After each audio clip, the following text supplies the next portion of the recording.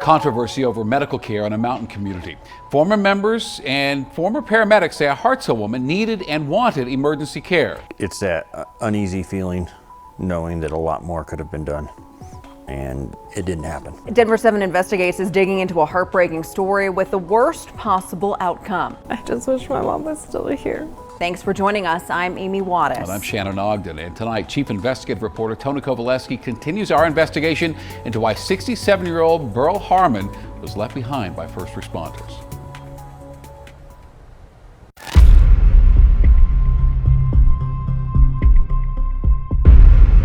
Park County 911, what is the exact location of your emergency? I think my wife just passed away. This crew left this woman to die. I just wish my mom was still here. When you called 911, what did you want? I wanted her to be transported to the hospital. Without a shadow of a doubt, she should have been taken to the hospital. Something is missing there. If I'm hearing you right, you're looking for answers. Yeah, if only those answers could bring her back. I'm afraid that if someone doesn't come out and bring this into the light, more people will die. I think questions being asked on this definitely need to be asked. And that's what led our team to Fair Play. Important questions about what happened on a 911 call. What happened when 67-year-old Beryl Harmon's husband called for help? Why are two paramedics, a husband, a daughter, and these important medical records raising questions about why Beryl was not taken to the hospital on a November day in the middle of COVID nearly 2 years ago? My wife said she needed to get to the hospital. And those questions, those accusations led us to this office, the South Park Ambulance District. From what you've gathered, how should we tell this story? I would tell this story as, this is a very unfortunate incident, and people should take away that there's two sides to every story. And one of those sides questions why this telling document sat for months in the bottom of a box inside this firehouse. I believe it was not a mistake. You think it was intentional? Yes. By the prior administration? Yes. Hartselle Fire Chief Brian Cook responded to the second 911 call to Beryl's house. At that time, he was only a volunteer firefighter, but after becoming chief, he discovered the document with details from the first call to Beryl's house and started digging. Embarrassed? I am. When we hide reports, when we hide documents, it makes us look bad. Look bad because that document was filled with critical information. Authored by the former fire chief, we asked the new chief to read some of what was discovered inside that document. She wanted to go to the hospital. Her husband also wanted her to go, and the paramedic on scene told her that she wouldn't get into the ER any faster if they even accepted her. So you have a hidden document written by a former chief, his recollection of significant details at Beryl's house in the time before she died.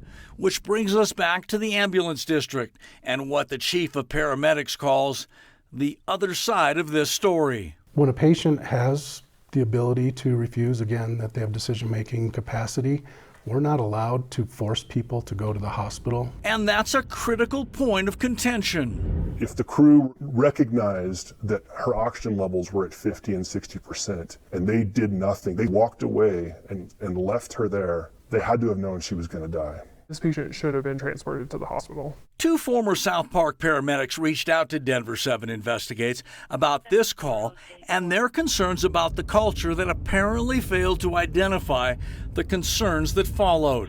67-year-old female, conscious, not fully coherent. Both point to records showing Beryl Harmon's oxygen level was seriously low, preventing her from making an informed decision to decline emergency care, meaning the paramedic crew should have found a way to get her to the hospital. Should the paramedic have done more? Absolutely. Based on the physical findings that are documented within this paperwork here, the paramedic, if they are doing their job, they should try and do everything in their power to convince the patient to go to the hospital. Is your conclusion that the paramedic that day did nothing wrong? Listen closely now to the chief's other side of this story.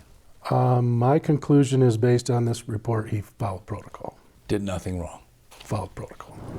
Our care team is en route. Was the paramedic on this call ever disciplined for what happened that day?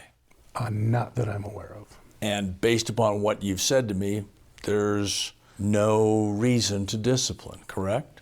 I would say would not have been reason for discipline. However, there would be reason for education. Spend some time and maybe go through the call again. So in the end, a story with two sides, a family still wanting answers and accountability. It's not just a drive down to the hospital that they didn't want to take. It's our family, my only parent. And a paramedic district saying the call was handled by the book, but also perhaps admitting maybe it wasn't perfect.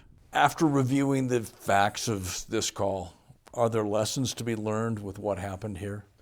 Yeah, I would say lessons to be learned is good documentation. Could have been handled better? Certainly. We always learn from our mistakes. Nobody in this job is perfect. 70J Court. The paramedic responding to the calls has since left the department for another paramedic position. Our calls and messages to hear his side of what happened were not returned. Since taking over, Chief Borns tells us he has added a more robust quality assurance program that includes more scrutiny on all calls. And finally, we've also learned the State Department of Public Health has launched a new investigation into Beryl's call for help. I'm Chief Investigative Reporter Tony Kovaleski. Tony and the Denver7 Investigates team dug into the 911 call and heard from more of the family in last night's report, asking some important questions for them. And if you missed it, you can watch it right now on Denver7.com/investigates.